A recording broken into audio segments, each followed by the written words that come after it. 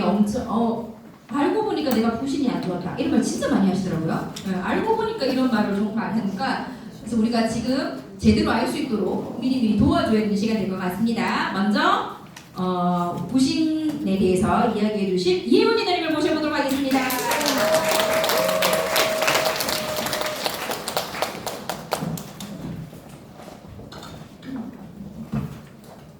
안녕하세요, 이혜원입니다.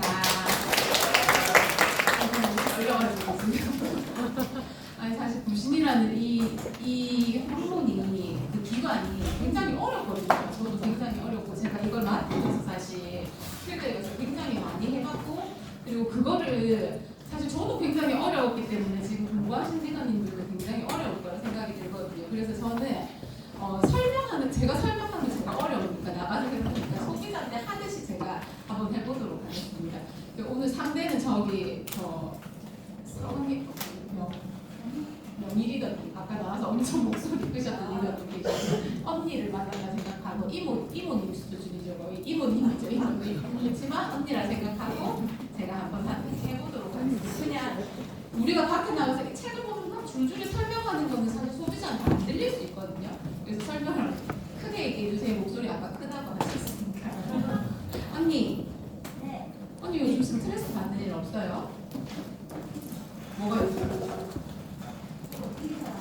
일이 잘 안 되는데.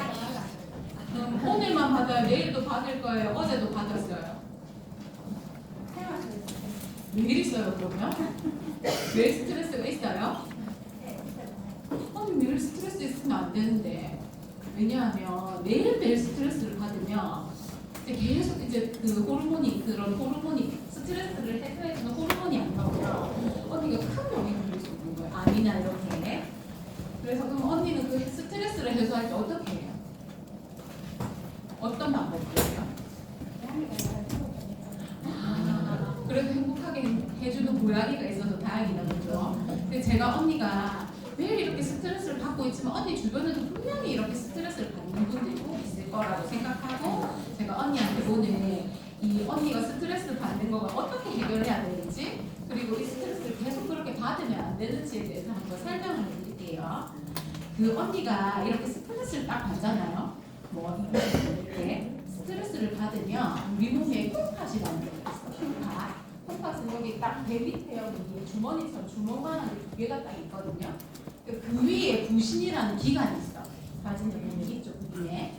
여기에 부신이라는 기능에서 언니가 스트레스를 받는 호르몬이 나오는데 제일 먼저 언니가 스트레스를 받는 머리로 딱 받아들여요. 뇌에서 받아들여서 부신으로 보내. 내가 스트레스를 너무 받았으니까 여기에 대항하는 물질을 좀 보내줘 이렇게. 그럼 언니가 스트레스 계속 해소 안 하면 안 되잖아요, 그죠? 그럼 부신에서 딱 받는 거예요. 근데 부신이라는 그 기관은 부신 피질과 부신 수질이라는 이렇게 보면은 언니 주먹 딱 치워보세요. 주먹 딱 치워보면 이 꽃갈 모양처럼 엄지를 이렇게 딱 세우고 딱 꽃갈 모양처럼 생겼어. 그 안에. 그럼 안에는 부신 수질이고 밖에는 부신 피질이에요. 그러면 부신 이 피질 호르몬에 대해서 먼저 얘기를 밖에 부분에서 나오는 호르몬에 대해서 얘기를 해드리면 여기는 세 가지의 호르몬이 있거든요. 세 가지. 제일 먼저 보면 알도스테론이라는 호르몬이 나와요. 이 순서대로 나오거든요. 알도스테론 나오고 코티솔 나오고 성호르몬이 나와요. 그러면 알도스테론 언니 한번 읽어봐 줄게요. 인체 항상성 유지, 그다음에 혈액 내 전해질 농도 조절, 혈압 조절, 그다음에 나트륨, 칼륨 펌프의 기능을 촉진시키고 나트륨의 재흡수, 칼륨의 배출을 돕고 수분의 재흡수를 돕고 혈장을 팽창시키. 그리고 과다 분비하면 혈장이 과다하게 팽창되면서 고혈압 발생. 이런 기능이 말이 되게 어렵지만 결국은 이 호르몬은 혈압을 조절하는 호르몬이에요. 언니가 스트레스를 받았을 때 그 혈관에 스트레스가 쌓이니까 혈압을 조절하는 호르몬인 거예요. 쉽게 그냥 알도스테론 혈압을 조절한다. 그렇게 생각하시면 되고 두 번째 언니가 계속 스트레스를 오늘도 받고 내일도 받고 이렇게 계속 받으면 그 다음 호르몬은 코티솔이라는 호르몬이 나온대요. 두 번째 있죠 언니. 거기 언니처럼 지속적이고 만성적이고 반복적으로 스트레스를 계속 받으면 코티솔이라는 호르몬이 나오는데 이게 뭐냐면 집에 불이 났어. 그럼 소방관이 빨리 와야 되겠죠. 그런 역할을 하는 이제 역할을 하는 거예요. 그러니까 항염작용을 하기 위해서 그렇게 오는 것처럼 이 코티솔이 이렇게 되는데 계속 이렇게 나와서 부족하게 되면 언니가 염증성 질환이나 자가면역 질환 이런 것들이 나올 수 있는 거죠. 그리고 혈당이 상승해서 간에서 포도당 혈액을 계속 보내주면서 살이 잘 찌는 체질로 된대. 그래서 언니가 스트레스를 계속 받을 때마다 조절을 계속 고양이를 계속 보든지 하면서 조절을 해야 되는 이유인 거죠. 언니 옆에 한번 보세요. 언니 커피 마셔요 안 마셔요? 아 가끔만 저 진짜 다릅니다. 여기 보면 언니 옆에 그 코티솔의 단계가 있어. 코티솔의 단계. 앞에 보면 6시쯤 되면 코티솔 분비가 쭉 높이 올라가죠. 아침이 아침. 그 기분이 쭉 좋아야 되는 거예요, 그때는. 근데 내가 너무 피곤해, 아침 눈 뜨자마자. 그럼 어떻게 해요, 보통 사람? 언니 주변에 어떻게 해요? 아침에 출근해서 막 아침부터 막 어떻게 해요? 커피 마시죠. 그럼 코티솔이 이렇게 분비돼서 좋아야 되는데 내 몸에 이게 항상을 유지해야 되는데 이게 쭉 떨어지는 거예요. 아침부터. 오후에 떨어져야 되는데 시간 보세요, 여기 뒤에. 오후에 떨어져야 되잖아요. 근데 아침에 커피를 마시는 순간 저녁과 같은 몸이 되는 거지. 느낌은 올라가지만. 그래서 아침에 커피 마시는 거를 굉장히 좀 조심해야 된다는 거. 주변에 언니 있으면 꼭 알려주세요. 그러고 이제 아침에 기분이 좋았다가 이제 오후쯤 되면은 이제 쭉 깔아지면 어떻게 해야 돼요? 잠을 자야 되죠. 이제 저녁쯤 되면 이렇게 천천히 이제 저녁을 준비해야 되는데 주변에 보면 어떻게 해요? 몇 시에 자요? 주변에 보면.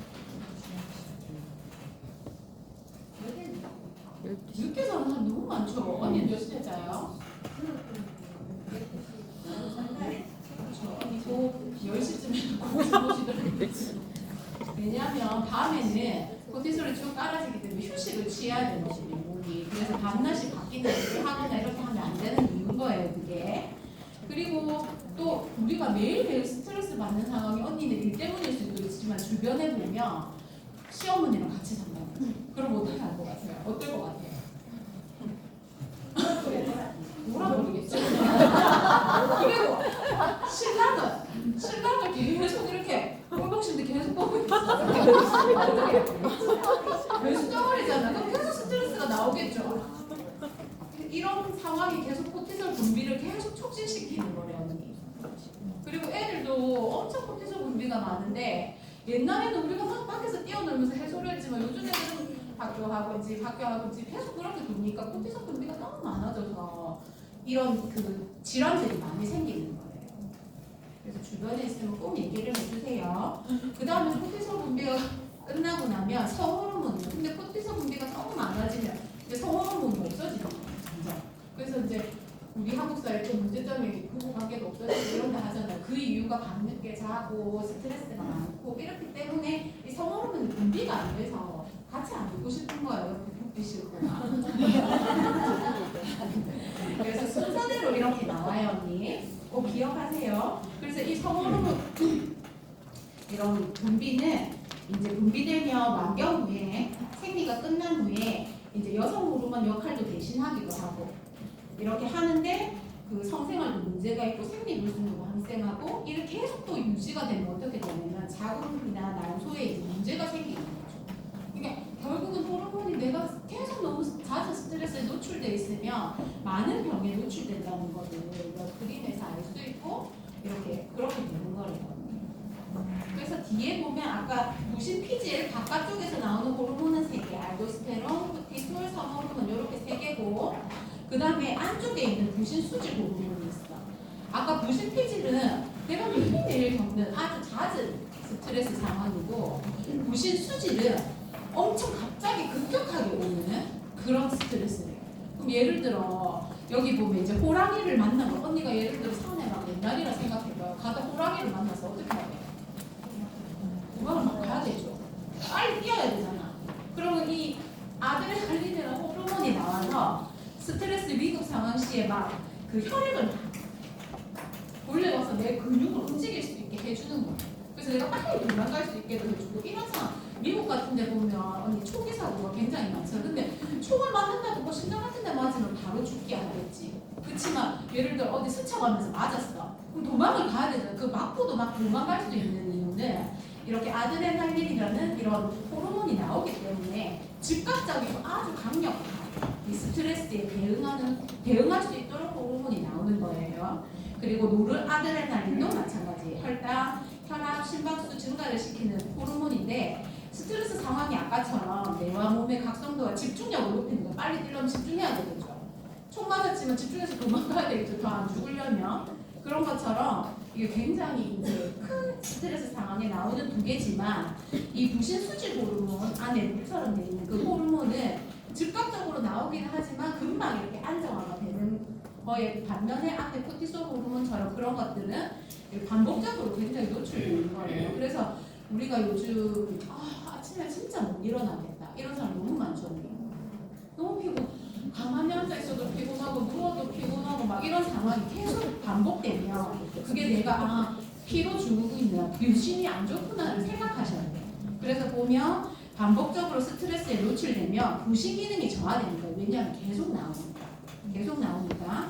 그리고 호르몬 분비량과 균형이 완전히 깨져버리는 거죠. 그래서 만성피로 아침에 눈 떠도 피곤하고 그리고 아무것도 하기 싫고 애기 엄마들 집에서 사실 별거 안 하는데 언니 주변에 보면 막 애기들 어린이집 보내놓고 가만히 그냥 누워있어 소파에서 TV 틀어놓고 그게 다 본인 스스로 생각하는 거야. 나는 지금 무심피로 증후군이구나 이런 게. 그리고 소화도 잘 안 되는 것 같고 좀 어지럽고 집중력도 저하되고 그리고 내가 별로 안 먹는 건데 살이 찐다 뭐 많이 먹는 거일 수도 있겠지만 이렇게 호르몬이 계속 나오고 있었다. 뭔가 스트레스가 있는지 한번 살펴봐야 된다. 그리고 우울감도 계속 이렇게 노출되면 근데 언니 봐봐요. 여기 스트레스에 대한 3단계 반응이 있어요. 처음에는 언니가 약간 한 뭐 40대나 이럴 때 스트레스를 고렇게 받았을 때 이제 아까 뭐가 나오겠죠? 코티솔 호르몬이 나온대죠. 나왔다가 이제 회복을 하는 거야. 고양이를 보면서 언니는 고양이를 보면서 회복을 했어. 근데 계속 나와. 일이 계속 미친 듯이 나와. 그러니까 뭐 때문에 또 스트레스 받는 했죠 언니가. 그냥 계속 받죠. 애들 보면서. 그러면 회복이 될 거 같아요. 근데 예를 들어 아까 얘기했죠. 불이 났어. 소방관이 끌어갔어. 그 소방관 쉬어야 되잖아. 맨날. 근데 오늘도 불 나고 내일도 불 나고 모레도 한 달 냈을 때 불이 나. 그럼 어떨까요? 그 소방관이 어떻게 될까? 죽는 거 이제 본인이 멍한 상태가 돼. 본인 스트레스 받는 거지 이제. 근데 이렇게 저항기가 있다가 완전히 없어지는 거예요. 나중에 아예 나오지가 않는 상태가 되면 사망에 이른다. 어떤 질병을 통해서 사망에 이르고 우리가 이런 증상을 가진 연예인이 있어. 언니 이은하라는 가수? 이은하 알죠? 언니는 알죠? 저는 사실 알죠. 이은하라는 가수가 있는데 그분이 얼굴이 이렇게 동그랗게 되는 쿠신 증후군이 있어요. 그 쿠신 증후군이라는 그게 이 호르몬을 통해서 왜냐하면 그분이 제가 한번 찾아보니까 그 아버지 빚이 엄청 많이 있었대요. 그 가수 활동할 때 그러면서 그 빚도 갚아야 되고 막 그런 것 때문에 스트레스가 너무 많고 그리고 그분의 직업상 이제 밤에 노래를 막 부르는 일을 하죠. 그러면 이 호르몬이 완전 밸런스가 완전 깨져버리는 거예요.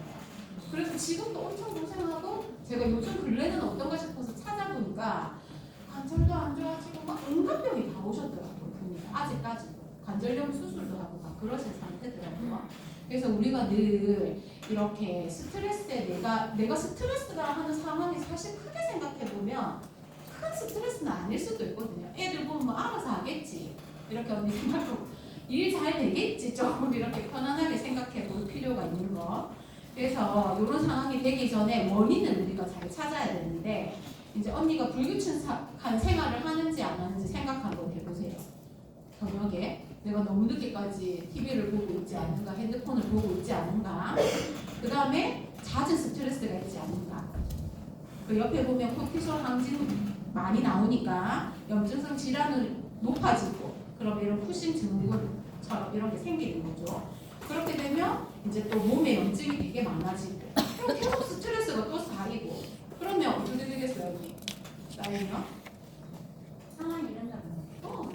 맞아. 온몸이 이렇게 하면서 장누수 증후군이 또 오면 또 병이 계속 돕는 거야. 질병이. 그 다음에 이렇게 노화로 인해서 미토콘드리아 기능이 우리가 막 움직이게 하는 그게 저하가 되는 거예요. 그럴 때는 언니 나중에 제가 이 영양제에 대해서 또 설명을 한번 해드릴게요. 그리고 주변에 보면 이렇게 아토피나 이렇게 있는 애들이 걔네들도 부신 기능이 조금 저하됐다고 볼 수가 있거든요. 그럼 막 스테로이드 약이나 이런 거를 막 피부과 약 이런 걸 많이 먹는데 그런 걸 많이 먹으면 이제 이런 질병이 오는 거죠. 부신 기능이 떨어지게 되는 거죠. 그래서 우리가 이 부신을 진짜 잘 관리를 해야 돼요. 왜냐하면 사망에 이르니까. 그래서 우리가 이 부신 기능은 이제 수위 기능을 가지고 있는 기관이거든요. 그래서 여기 보면 되게 이제 좋은 물이 꼭 필요해요, 언니. 좋은 물.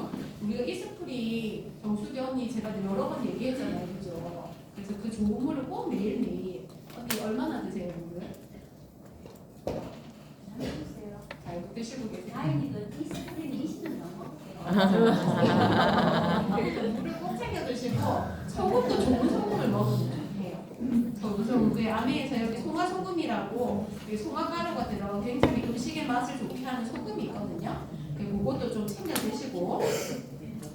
그리고 물이 진짜 중요한 게 콩팥이 하루 종일 이렇게 물을 거르는 역할을 하는 곳이니까 좋은 물과 좋은 소금을 꼭 챙겨 드시고 아까 이제 스트레스가 계속되면 이제 장유수 증후군이 온다 했으니까 장에 좋은 유산균이랑 프로틴 이런 것도 좀 챙겨 드시고 그리고 아까 우리가 움직이는 힘이 없어진다 했잖아요. 아까 우울증처럼 그러면 이 코큐텐이라는 이 항산화 영양제가 있거든요. 이거를 하루에 두세 알씩 꼭 챙겨 드시면 엄청 그게 활력이 생겨요. 아침에 내가 힘이 없다 커피 드시지 말고 코큐텐 한 두세 알 드시면 너무 좋고 그 다음에 매일매일 스트레스를 받으니까 몸의 염증 수치가 계속 높아지니까 이 항산화 스트레스에 도움이 되는 이 비타민 꼭 많이 챙겨 드시고 그리고 이제 모든 세포의 종합 영양제라고 할 수 있는 아모렉스도 이렇게 챙겨 드시면 언니가 지금 나이가 60 하반기 60대 후반이지만 80대, 90대, 100세까지 쓸 수 있다는 거 절대 아프면 안 돼요, 언니. 감사합니다.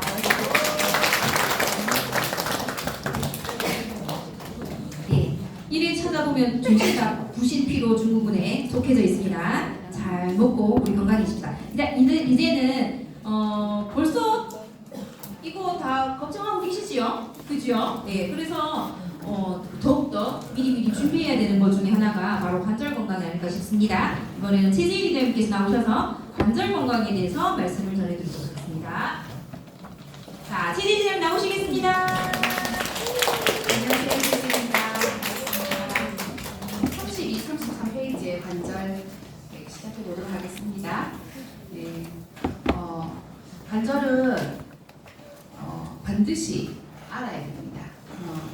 우리 그 몸은 손흥민이고 머리는 아인슈타인인데 내가 직접 변비 뚜껑을 못 연다면 충격적이죠.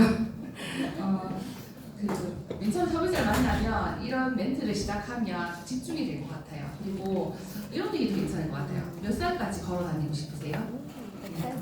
네, 저는 이제 걱정이 돼가지고 좀 더 급하게 운동을 시작했습니다. 관절 강의를 준비하면서 진짜 관리를 해야겠구나 생각이 진짜 들었거든요. 그래서 관절 구조를 보시면 여기 그림에 연골, 이게 뼈와 뼈 사이에 연골 있잖아요. 연골, 맨 오른쪽에 연골의 특성을 보면 혈관이 없다고 되어 있죠. 연골은 혈관이 없기 때문에 영양소 공급이 안 됩니다. 그래서 재생도 안 되죠. 그래서 보석처럼 정말 아껴서 사용해야 해요. 연골 두께가 500원짜리 동전 2개 두께밖에 안 된대요. 정말 얇죠. 그걸 맨 처음에 가지고 태어나고 그거를 죽을 때까지 써야 되는데 닳지 않도록 잘 아껴 써야 되는 거죠. 관절 구조를 보면 이게 콜라겐으로 연결되어 있고 그리고 콜라겐 사이사이에 프로테오글리칸이라는 성분이 있습니다. 프로테오글리칸은 프로틴과 글리칸의 이제 결합체죠. 그래서 그 사이에 보면 관절 활액이 있습니다. 히알루론산으로 된 관절 활액은 이제 수분이죠. 그래서 그 연골의 주요 성분은 수분, 약 70%를 우리 몸에 차지하는 70%가 수분이죠. 그래서 수분 섭취가 관절 건강에 아주 가장 중요하죠. 그래서 그 커피를 요즘에 다 좋아하시는데 피곤하시면 커피 하루에 2잔도 3잔도 드시잖아요. 근데 커피 한 잔을 먹었을 때 물을 8잔을 먹어야 수분 섭취가 같아진 거죠. 또이또이가 되는 거죠. 그래서 꼭 물을 좋은 물을 많이 챙겨 드셔야 돼요. 미네랄 워터 그리고 약 알칼리수 어떤 물인지 아시죠? 그 물을 충분히 챙겨 드셔야 되고 그리고 콜라겐은 관절의 탄력을 이렇게 유지해서 스프링 역할을 하죠. 탄성 역할을 스프링이 탁 돌아오는 탄성 역할을 하는데 이게 뼈의 탄력에도 도움을 준대요. 그래서 콜라겐이 단백질과 비타민C가 만나면 콜라겐이 되시는 거 아시죠? 그런데 콜라겐 많이 챙겨 먹는다고 어떤 거 많이 드셨어요 그동안? 돼지 껍데기 많이 드셨잖아요, 맞죠? 그런데 이렇게 그 섭취하는 거를 단백질, 비타민C를 같이 챙겨서 콜라겐이 이게 형성되는 건 좋지만 요즘에 저분자 콜라겐이 많이 들어보셨죠?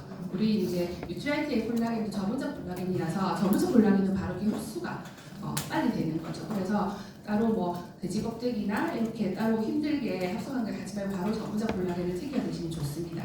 네, 그리고 아까 말씀드린 대로 프로테오 글리칸, 프로틴과 글리칸 합쳐낸 건데 수분과 결합해서 같이 겔을 형성해요.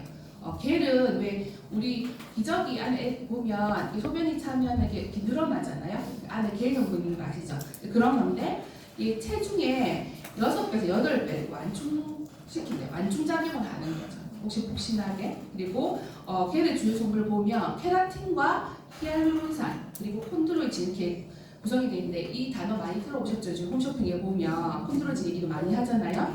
케라틴은 단백질 중에서 좀 딱딱한 단백질, 손톱이나 피부 모발 형성하는 단백질이고 히알루론산은 아까 말씀드린 대로 이제 수분을 함유하는데 수분이 거의 200배 이상의 수분을 끌어당기는 힘이 있대요. 히알루론산. 그래서 히알루론산이 요즘에 엄청 수분 화장품에도 많이 들어가고 그리고 단백질, 테르한 단백질로 들어가 있잖아요. 그래서 수분을 함유하고 보습 윤활 역할을 합니다. 그리고 콘드로이친은 탄성 섬유예요. 아까 그렇게 스프린 역할을 하는. 그래서 글루코사민이 우리 프로테오 글리칸의 합성수 원료예요. 그래서 글루코사민을 충분히 먹어주면서 우리가 관절을 사용하면 닳거나 질환이 걸리는 걸 좀 늦출 수가 있겠죠. 그래서 우리 관절염에 안 걸리게 잘 관절을 쓰셔야 되는데 관절염은 이제 뼈와 뼈가 만나는 부위의 관절에 여러 가지 원인에 의해서 손상이나 염증이 발생한 질병입니다. 관절염에는 대표적으로 퇴행성 관절염이 있죠. 퇴행성 관절염은 노화에 의해서 생기는 겁니다. 그래서 나이가 들어서 퇴행성 관절염이 오고 그 다음에 류마티스 관절염은 대표적인 자가 면역 질환이죠. 그래서 면역계가 내 건강한 관절을 공격하는 거예요. 그래서 옆에 첫 번째 건강한 관절과 비교해 보시면 거의 부어오른 팔레그 이렇게 보이고 그리고 마모된 연골 모습이 보이죠.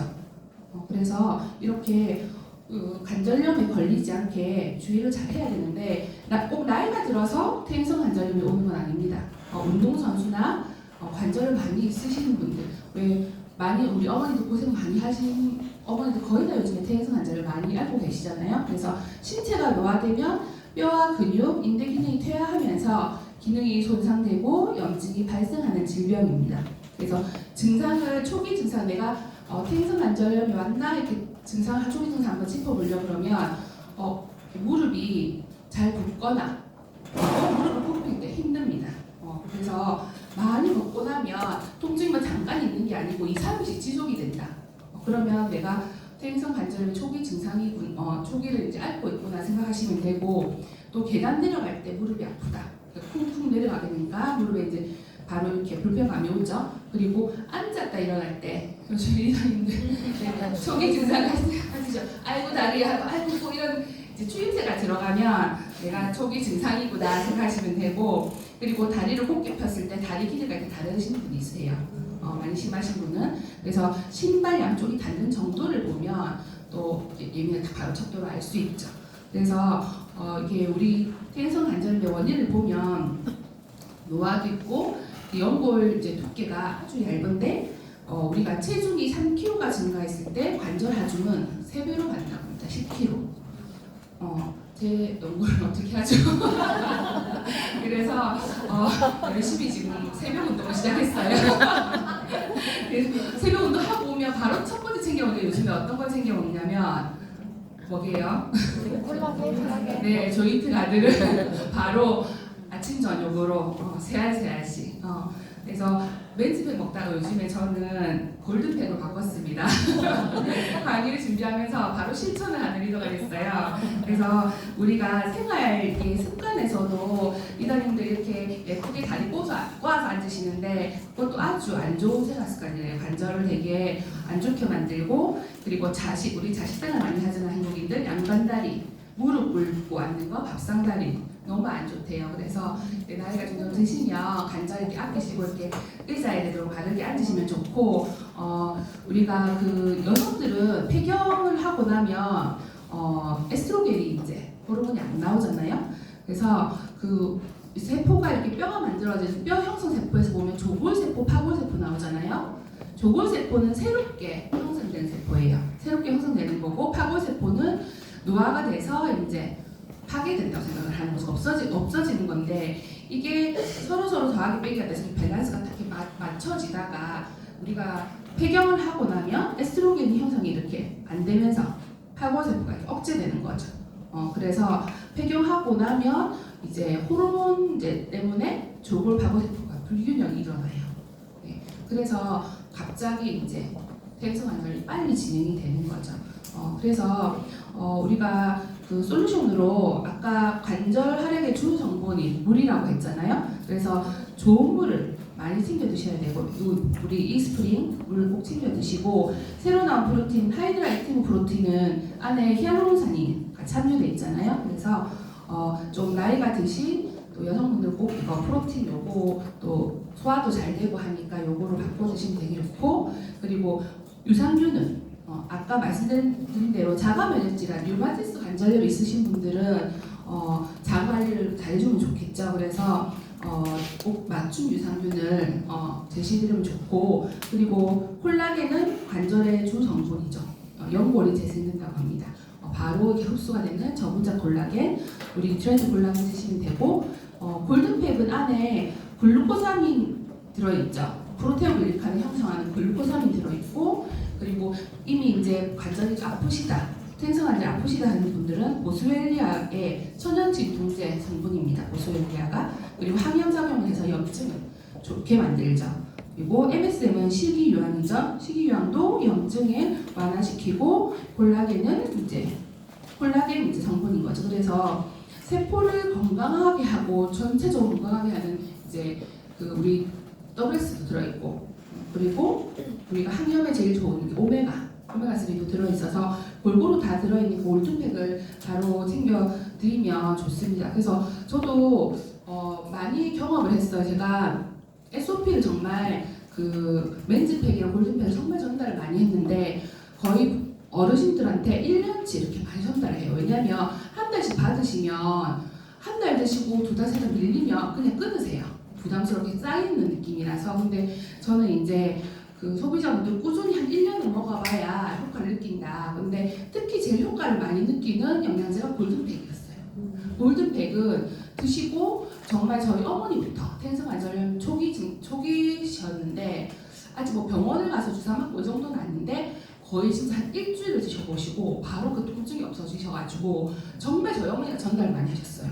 고모랑 이모랑 숙모한테 막 전달하시더니 친구분들한테 모임만 가면 팩을 가지고 다니시면서 전달 정말 많이 하시고, 그 이제 제 아는 그 1년치 또 관리를 해드린 분은 그 남편, 그 와이프분이 먹고 싶어서 시켰는데 남편분이 훔쳐 드시다가 농사 일을 하시는데 일어날 때 항상 거실장을 잡고 이렇게 짚고 일어나셨는데 지금 그냥 일어나시네요. 이런 얘기를 내 이제 사대인에게 얘기를 해주시면 좋을 것 같아요. 그래서 저는 무릎 아프신 어르신들한테 무조건 이거 골든팩 드시면 반드시 3개월 안에 좋아진다 이렇게 확신을 드리고 얘기를 해드리면, 그리고 저는 이렇게 꾸준히 이렇게 관리를 해드린다 그러면서 확신을 가지고 얘기를 해드리면 SOP가 정말 신기하게 어르신들은 너무 진짜 바로 불편하시고 자기와 통증이 있기 때문에 이거는 거의 약 수준이다 이렇게 얘기하고 전달을 하면